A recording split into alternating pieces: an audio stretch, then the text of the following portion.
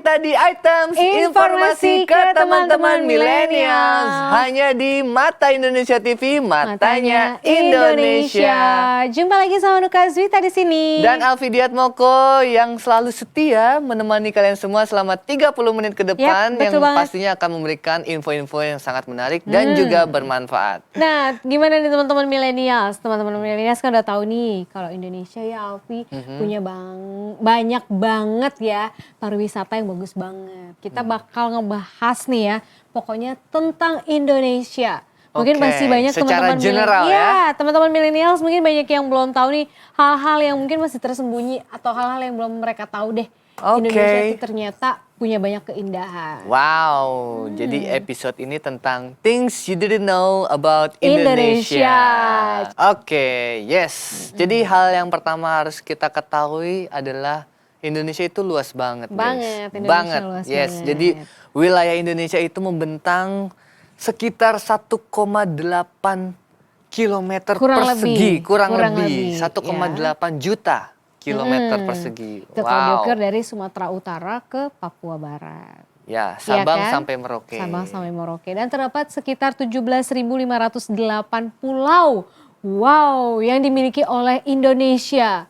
Waduh, ya kan? Itu kalau kita kunjungi satu-satu berapa lama ya Nuke ya? Jangankan itu ya, berkunjung ke 33 provinsi aja belum semua. Belum semua. Kan gimana itu pulaunya? Pulau-pulaunya ya bisa. Iya kan, tapi indah banget sih memang ya kekayaan alam atau pulau-pulau yang ada di Indonesia.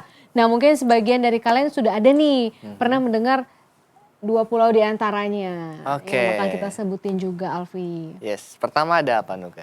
Ini ada Gili Trawangan atau Villa Obak yang ada di Lombok, Nusa Tenggara Barat. Ayo, siapa yang udah pernah ke Lombok? Ada yang udah pernah ke Lombok, tepatnya di Gili Trawangan ya? Villa Ombak ya? Villa Ombak. Sebenarnya Gili Trawangan memang banyak sih. Villa, ya kan? Jadi kalau dari pusat kotanya Lombok kita akan nyebrang dulu ke sana kayak gitu. Ngomong-ngomong soal Gili Trawangan ini ya, ini menjadi peringkat ke-6 yang paling diminati di Asia guys. Dan sekedar info di sana tuh nggak ada kendaraan bermotor. Jadi sewa sepeda biasanya. Sewa sepeda di sana. Atau ya berjalan kaki. Jalan kaki karena itu emang pulaunya kecil sih. Jadi keliling-keliling setengah jam, 1 jam lah. Ya palingan adanya sewa sepeda ya. Sewa sepeda. Bisa lah kalau capek jalan kita bisa sewa sepeda di sana sambil menikmati menjelang sore hari ya kan, pinggir pantai, jalan-jalan pakai sepeda.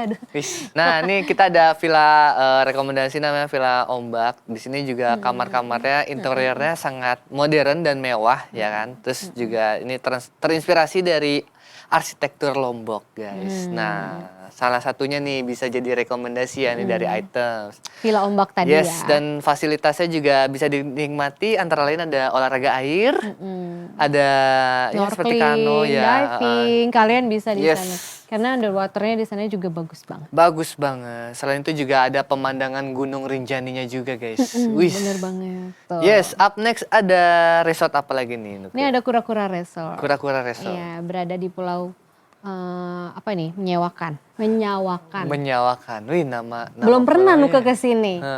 Alfi udah pernah? Belum pernah, baru denger juga. Iya sama nih. Cuma katanya ini pulau tropisnya apa ya? Emang menawarkan keindahan pantainya. Jadi lagi-lagi pantai di Indonesia tuh memang banyak yang cucuk-cucuk minum kalau kata. Nah ini kayak walaupun bernama Menyewakan. Iya, Kura-Kura Resort adanya di Pulau Menyewakan.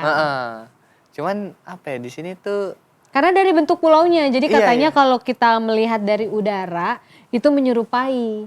Yes, tapi di situ nggak ada kura-kuranya Nuke. Karena kan tadi dibilang dari bentuk pulaunya. Ini inspirasinya dari bentuk pulaunya. Kalau kita lihat dari udara itu bentuknya kalau dari atas dilihatnya seperti kura-kura gitu. Cuman di sini ada penyu, anak-anak penyu lahirnya di sini. Dan bagi kalian yang pengen nginep di Pulau Kura-Kura ini per malamnya itu 4 juta. 4 juta rupiah lumayan ya. Per malam.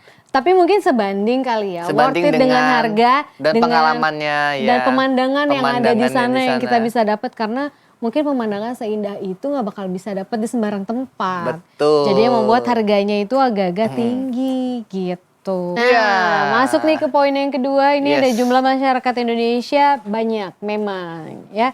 sekarang aja kita sudah memasuki ke peringkat keempat di dunia, Alfi. Oke, Untuk peringkat negara terpadat. peringkat keempat dunia Ya. populasinya ya. Iya, terpadat untuk Terpadat. masyarakatnya. Dan kita Yes. sudah memiliki sekitar kurang lebih 238 juta Wow. penduduk. Luar biasa dengan Banyak aja. iya, banyak aja dengan 485 kelompok etnik yang tersebar dari Sabang sampai Merauke. Luar Itu suku-suku biasa. asli tuh ya yang ada di Indonesia. Bayangin itu bahasanya tuh ya, kayak aduh pasti banyak banget. Nah, makanya bahasa Indonesia itu pemersatu. Pemersatu. Nah, kira-kira ini ada beberapa suku nih yang Ya, mungkin banyak banget ya. dia kan asli dari Indonesia. Yes. Salah satunya itu suku Asmat dan Suku Asmat Baduy. dan Baduy yang Ya. mungkin yang paling mencolok ya, yang Ya. orang-orang dunia juga tahu nih kayaknya tentang suku Asmat dan suku Mewakili Baduy. sih ini sebenarnya banyak Mewakili banget ya. suku-suku, tapi ini mungkin yang diwakili yang Iya. kita rangkum di items nih ada Dua. ini. Siap. Suku Asmat ini biasanya beradanya kan di Papua, ya kan, dikenal dengan tradisional ukiran kayunya. Ukiran kayunya ya. Benar, yang sangat Yes. khas dari suku Asmat ini. Oke, ya. Next ada suku Baduy. Nih aku Yap. pernah ke sana. Karena ini ke adanya Baduy. nggak begitu jauh sih ya, Ya, dari di Banten. Nah benar, Lebak letaknya. Banten. Betul. Di pedalaman Lebak Banten nih Betul, ada yes. suku Baduy yang tidak jauh lah dari Jakarta ya kan. Ya, jadi di sini ada Baduy dalam, Baduy luar istilahnya. Aku waktu itu pernah sampai ke Baduy dalam sih. Oh, iya. Gimana tuh, seru ya? Seru banget pengalamannya di sana. Memang kalau di Baduy luar masih bisa mengadaptasi teknologi. Dengan yang sekarang. Ya, Tapi kalau kalau di dalam Baduy dalam benar-benar sudah masih primitif ya. primitif sekali, Masih tidak ada primitif. listrik dan lain-lain lah. Ya, Nggak oke. boleh pakai sepatu juga, harus nyeker. Ya nggak apa-apa, itu Keren kan sih. adatnya mereka. Jadi kita Iya. harus menghormati. Jadi Betul. kalau teman-teman Perjalanan milenials ke sana mungkin, juga agak cukup lumayan. menantang. Oke, selanjutnya ini kita punya yang poin ketiga ya, Alfi. Iya. Kalau Indonesia adalah prasejarah. Wis. Ya, berbagai sejarah yang dimiliki Indonesia ini biasanya menghasilkan barang-barang sejarah. Betul, betul. Ya, salah satunya kita juga mempunyai candi ya, Nah, dan ini. berbagai museum di Indonesia. Oke, yang Yes, pertamanya salah ada satunya kita mungkin Candi ini ya. Borobudur ya. Nah, ini yang paling terkenal banget ya. Salah satu mungkin 7 Wisata, keajaiban dunia. 7 keajaiban Ya. dunia. Yang diakui ya, Yang 7 diakui. keajaiban. Salah satunya ini Borobudur. Borobudur. Karena memang dari segi usianya, historikalnya ya kan, Candi Borobudur bahkan sampai sekarang belum terpecahkan. Ini sejarahnya yang benar yang mana sih? Nah, yang ini yang mana? Banyak itu versi. dia. Nah, itu dia. Jadi kalau kalian ke daerah Magelang, Jawa Tengah, biasanya kalau kita pariwisata ke Jogja ya, Ke Jogja. ya afdol nih kalau nggak mampir ke Candi Borobudur. Benar. Atau nggak Prambanan ada juga Yes. gitu. Next kita punya Museum Nasional Indonesia. Yap, di nah, sini. ya kan disebut biasanya kata lainnya Museum Gajah. Museum Gajah. Iya, ini biasanya museum arkeologi. Arkeologi ini. ya. Heeh. Yap, di sini Ada tepatnya di Jakarta Jakarta dong. Pusat. Tepatnya di Jalan Merdeka Barat. Barat. Nah, kira-kira kalau teman-teman milenial yang tinggal di Jakarta udah pernah belum? Ayo dong main ke museum dan biaya masuknya juga murah banget kok, nggak mahal. ya Iya, kan? aku udah pernah. Aku juga udah pernah. Yeay. Yes, selanjutnya. Selanjutnya kalau nih ini adalah poin keempat yang mungkin kalian belum tahu. Indonesia itu memiliki royalti Sendiri. Keren nih guys. Jadi Indonesia itu dipenuhi dengan berbagai cerita dan artefak. Dari kerajaan-kerajaan Ya, dan kerajaan-kerajaan kesultanan. iya kan? Nah, Antara lainnya ada di Solo dan Yogyakarta karena di Solo masih dan Jogja ini keratonnya masih keratonnya hidup ya masih hidup sampai sekarang Iya. beroperasional ya guys Masih ya. masih berjaya. Jadi masyarakat sana pun masih benar-benar menghormati kerajaan yang ada Benar, di sana. benar ya. Seperti di Solo. Solo ini ya kan ada yang namanya keraton. Mm-mm. Ya, ini memiliki tempat sejarah juga yang jelas. Surakarta. ya. Lokasi ini terletak di Surakarta. Keraton Surakarta biasanya sih nama lainnya sebutnya gitu kan. Keraton. Keraton, ya. Jadi ini tuh udah dibuat dari tahun 1744. Kok lama banget ya. Iya. Kita masih di awang-awang.